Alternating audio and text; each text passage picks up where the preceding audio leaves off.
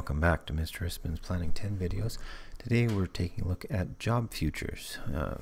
Past couple weeks we've been looking at career choices, and now we're going to take a look at if those jobs or where those jobs will be available to you when you get out of school. Now most of us think that getting a career is simply a matter of going to school, getting the education, and you're ready to go. However, there's a lot more to whether those jobs will be available to you when you get out than just going to school. Job futures, or where the jobs are going to be, are dependent on a few things. It's dependent on the economy. If the economy is doing well, then you're going to have more opportunities. If the economy isn't doing well, you're going to have fewer opportunities. Demographics are another element of whether jobs are going to be available to you and what jobs are going to be available to you. The population in which you live determines the type of opportunities you have. So if you're living in a community that has a majority of older people, then those job opportunities are going to revolve around those older people. So things like retirement planning, care for the elderly, leisure activities for older people, those sort of things. That's where the majority of jobs will be. If you're living in a community where it's mostly young people, then you're looking at jobs that focus on families, education, childcare, those sort of things. So demographics make a significant determinant on what sort of job you're going to be doing.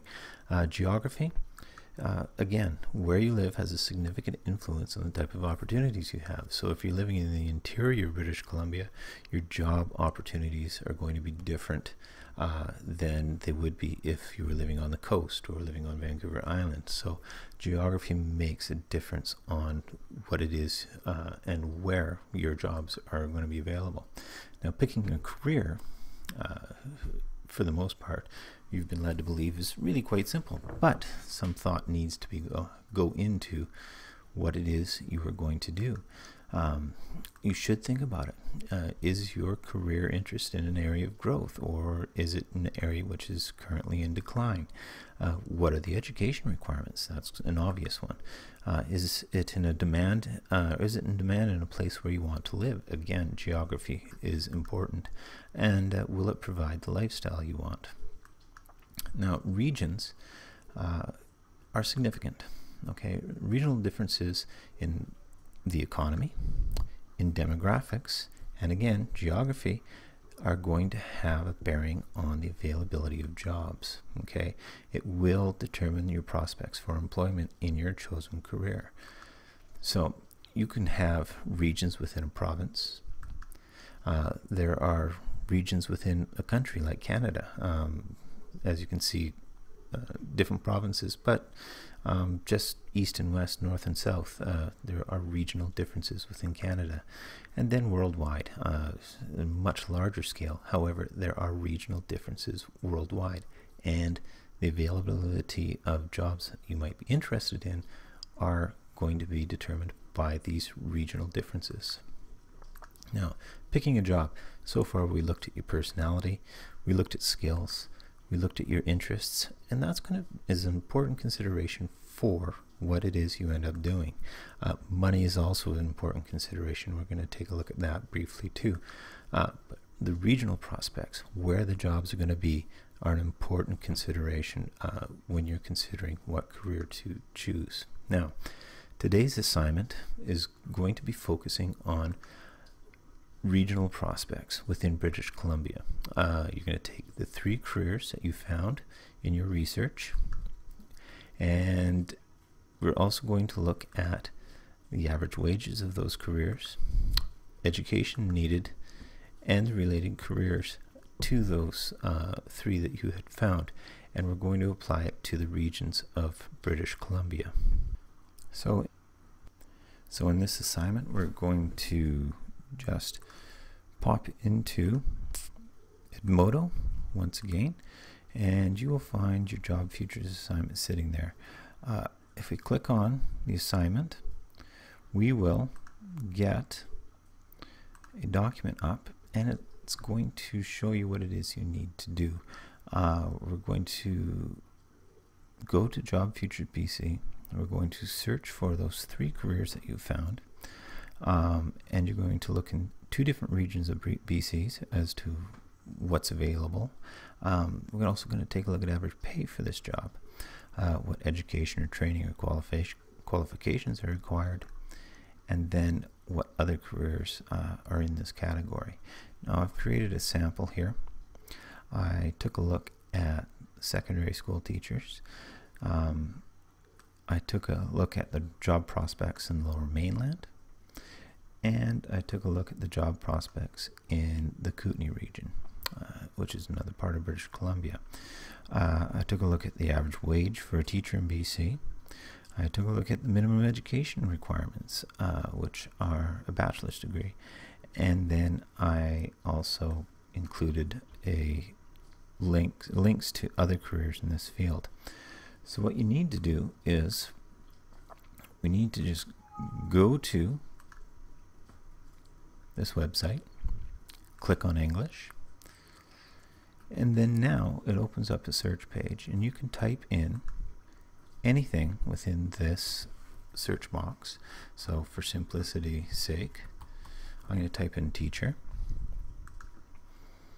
and it's going to give me a selection of jobs. I'll go to secondary school teacher, and in this window it gives me some information.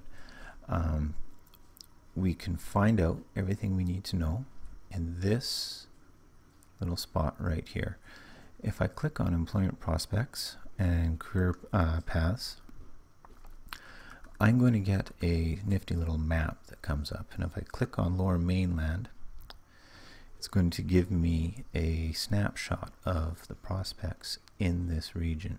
Now, this is the information you need right here. So if we copy that, and in a new document, you can just paste that in here,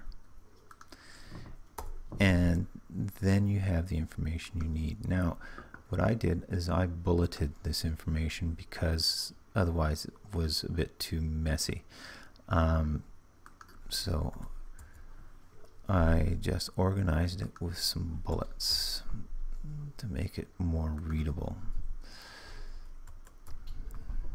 Now, for teachers in the Lower Mainland, there's 35,000, over 35,000 teachers working in this region.